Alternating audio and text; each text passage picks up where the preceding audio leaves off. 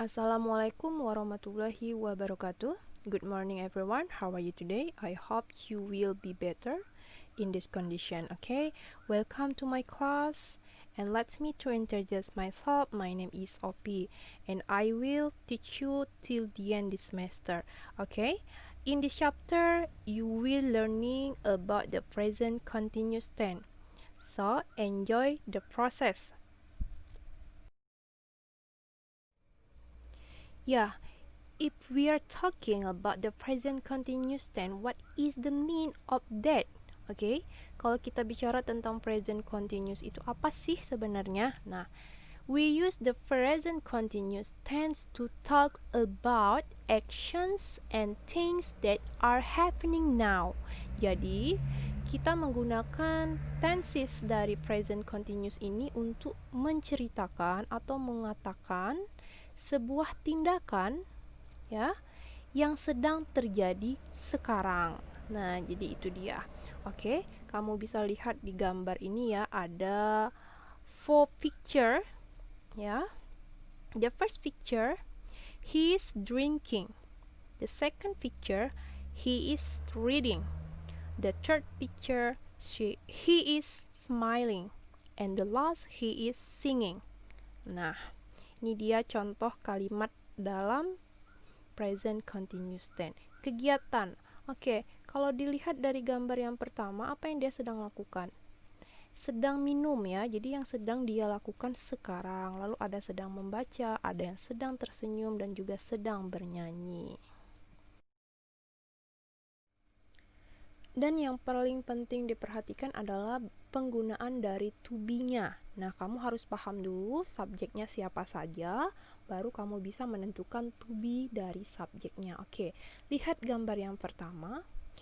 They, we, you.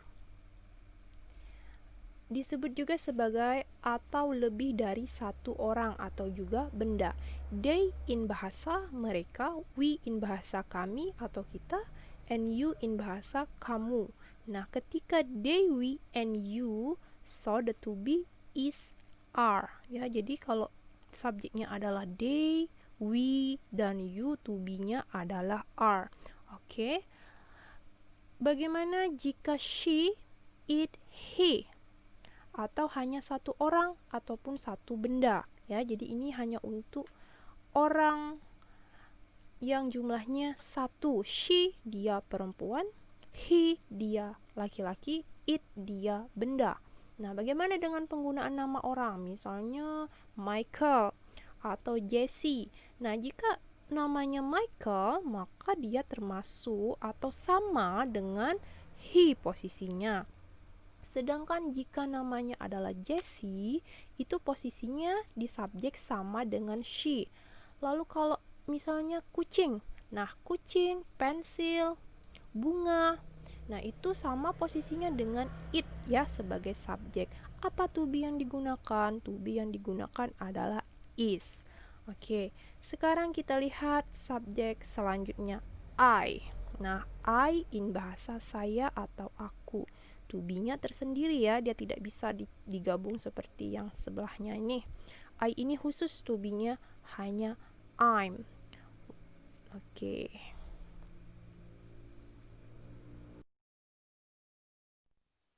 Ya, mari kita lihat di sini ada pattern-nya ya. Pattern itu adalah rumus yang harus kalian lihat dan cermati agar dapat mengerjakan soal nanti. Oke. Rumus yang pertama itu adalah positive form, yang kedua adalah negative form, dan yang ketiga adalah interrogative form. Oke.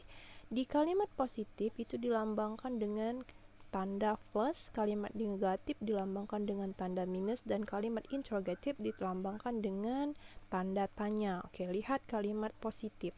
Apa yang pertama? Yang pertama yang harus kita masukkan adalah subjek ditambah dengan to be.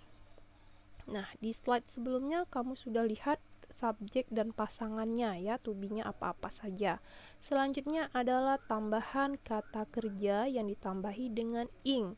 Dan selanjutnya tambahannya adalah objek kalimat pelengkap. Oke, sekarang kita lihat contohnya langsung. He is playing. Nah, he posisinya adalah subjek. is posisinya adalah to be. Play adalah verb.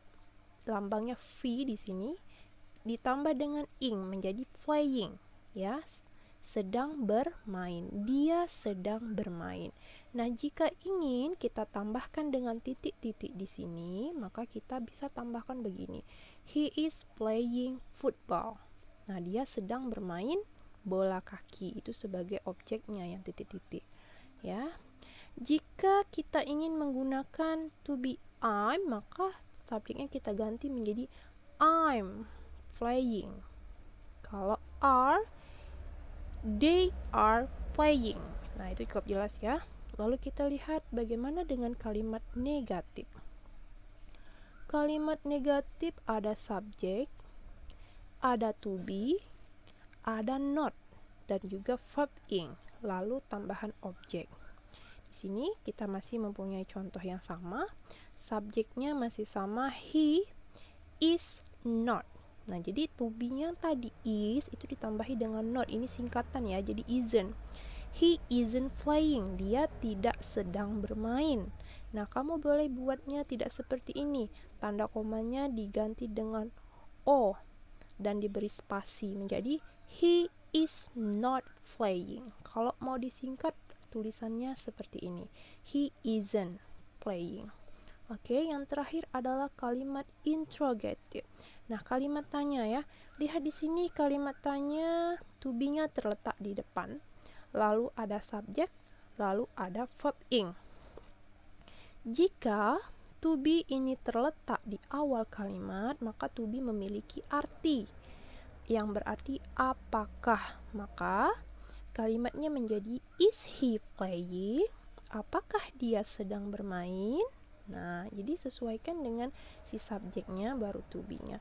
Jadi kamu harus perhatikan rumus ini agar tidak keliru. Oke, lihat di sini ya untuk lebih jelasnya di bagian kanan dan kiri kamu. Oke, kita masuk ke bagian kanan dulu deh. Di sini ada beberapa contoh kalimat dan di sebelahnya ada yang di dalam kotak berwarna merah itu berupa objeknya, keterangan yang akan kamu lengkapi di dalam kalimat presentnya. Kita masuk yang pertama, I play tennis. Nah, kamu bisa pilih objeknya mau yang mana? Mungkin every day. I play tennis every day. Saya bermain tenis setiap hari. Nah, ini merupakan kalimat present tense. Bagaimana di sebelah kiri? Sebelah kiri di sini ada I'm dancing. Nah, kita pilih lagi di kotak warna kuning ya. Kita ambil right now. Oke, I'm dancing right now. Saya sedang menari sekarang.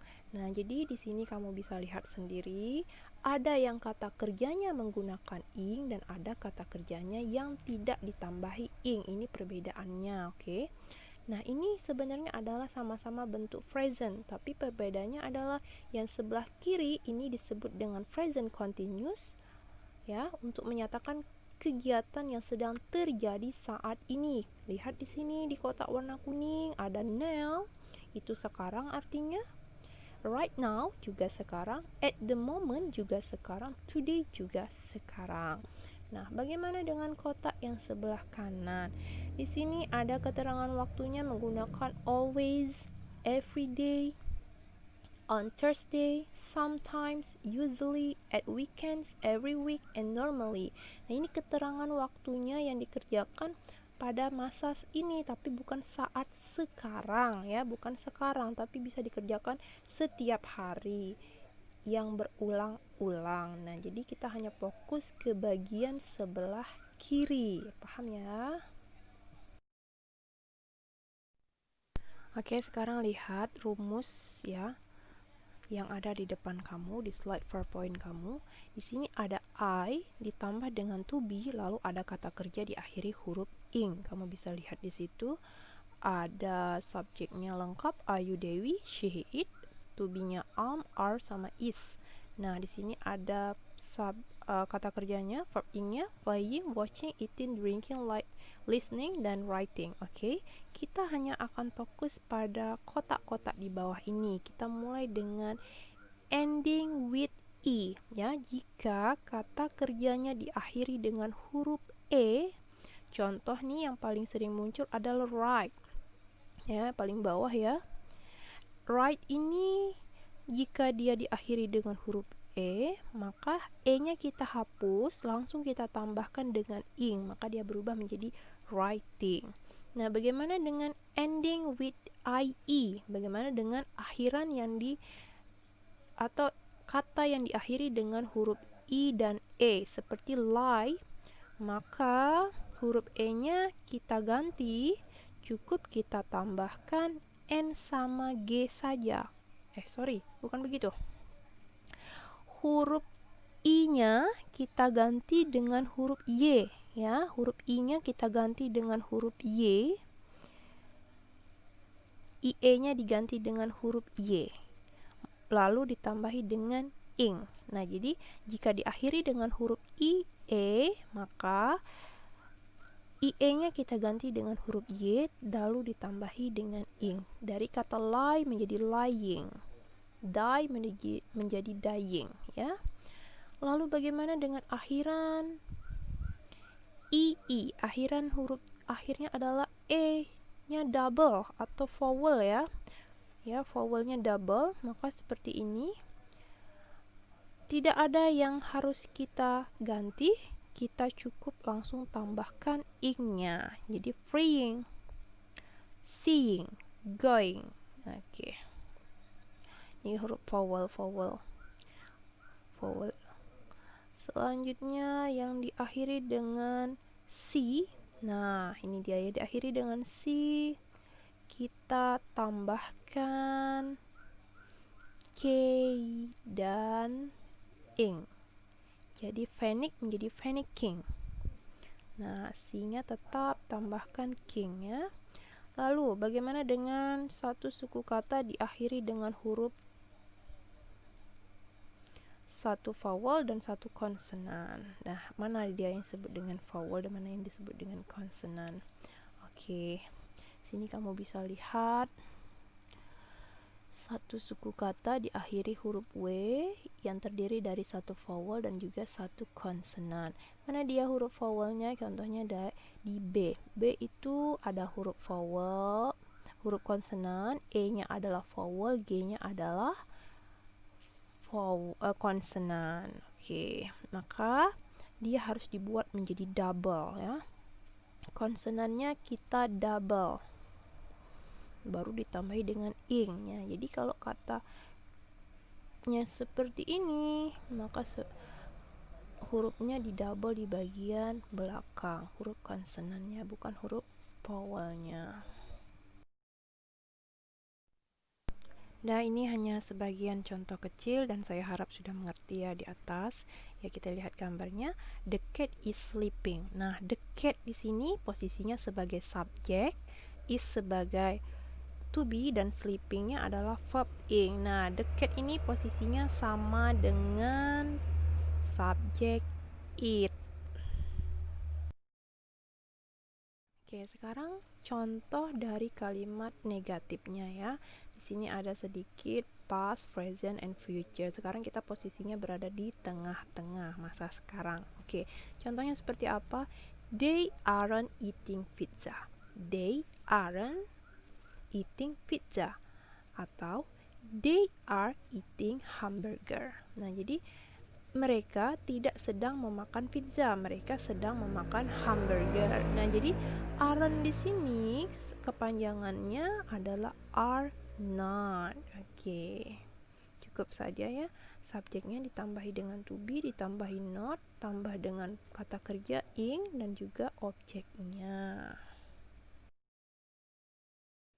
Dan yang ini adalah contoh dari kalimat interrogative. What are you doing? Nah, kita bisa tambahkan question word di sini. Question word-nya berupa what.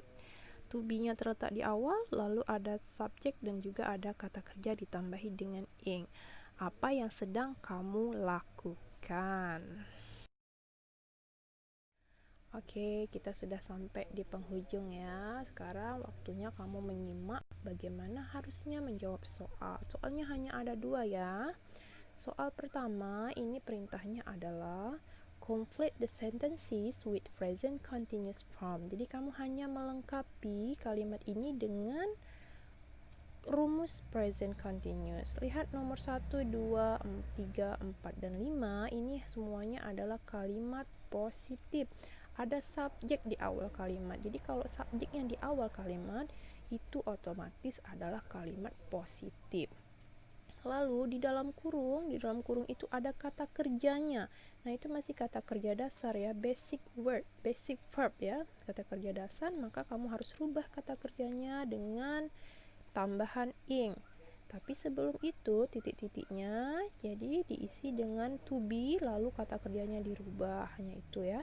Setelah subjek kamu cari to be-nya apa, sepertinya I, to be-nya apa, lalu erase-nya diganti menjadi verb ing. Nah, itu saja ya. Kita lihat ke sebelahnya. Ini perintahnya adalah use the present continuous forms of the verbs in the box to complete the sentences, then write the new sentences based on the given patterns. Jadi kamu dipinta untuk menggunakan rumus dalam bentuk present continuous ya, dari kata kerja yang ada dalam kotak untuk melengkapi kalimat, dan kemudian tulis ulang ya, tulis bagian yang baru berdasarkan rumus yang ada. Nah, nomor 1 ini sebagai contoh ya.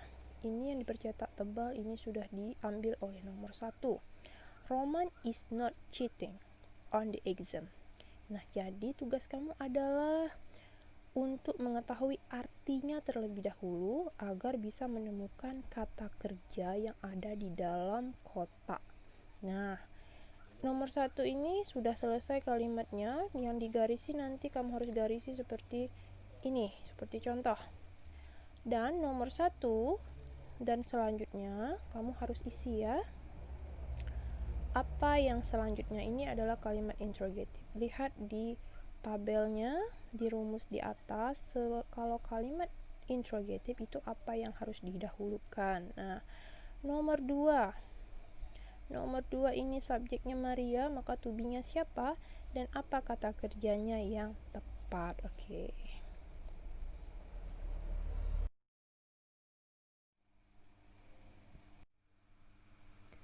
Okay, thank you for your attention on my explanation. I hope you can do all the best. Ya, terima kasih atas waktunya untuk mendengarkan penjelasan saya dan semoga bisa mengerjakannya, dan saya yakin kalian semua bisa mengerjakannya ya. Okay, see you next meeting. Bye bye.